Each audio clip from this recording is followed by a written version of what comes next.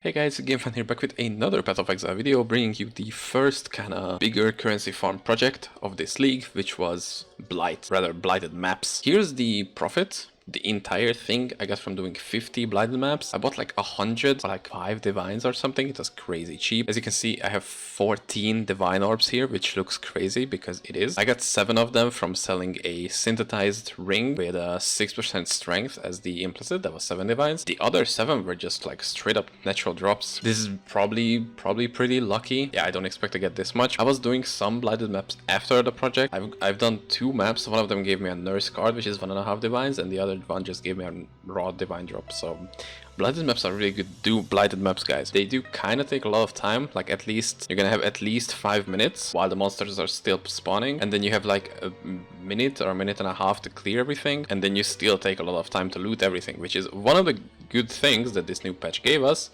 Is the spellcasting mastery, which 25% chance to open nearby chest when you cast a spell. That range is pretty high. Like from here, this range, it could open up my stash, my expedition page. It could, like, it is almost a screen-wide thing. Just make sure that it is in line of sight. The main strategy when you are doing these maps is you go to Cassia. First of all, you make them 20 quality and rare. Ideally, you also want to corrupt them, because if they are corrupted, they can drop tainted oil. Otherwise you cannot drop tainted oils from regular maps. And then I used 2 ember oils and a crimson oil. Crimson oil is for the 12 lucky chests, and the 2 ember oils are for reduced cost of building. We can actually just go into this map. In like these bigger places, I just use an empowering tower, summoning tower, and then like 2 stunning, and just buff this to tier 3, buff this to tier 3, and then scout tower, and these to tier 3 as well. These 2 will perma-stun monsters if your tower is tier 3,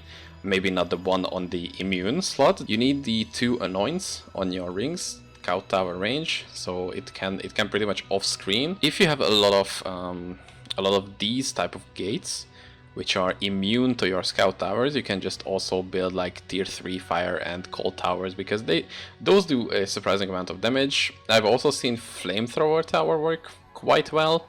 I honestly cannot decide which one is the better. Just leave it at tier 3 and then have a lot more resources early on, or upgrade to flamethrower and then have kind of a consistent way of dealing damage. I don't know which one is better.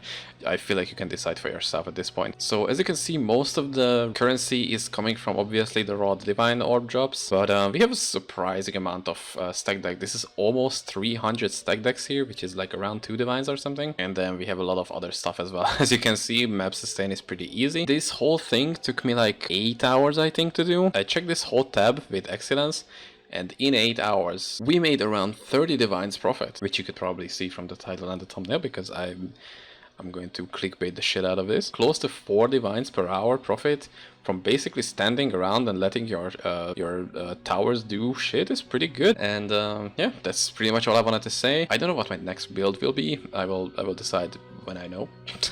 When I have the currency, when I will buy some wacky items. Anyway, thanks. Jesus Christ. Anyway, thanks for watching, and yeah, see you in the next currency farming or build revealing video. Bye.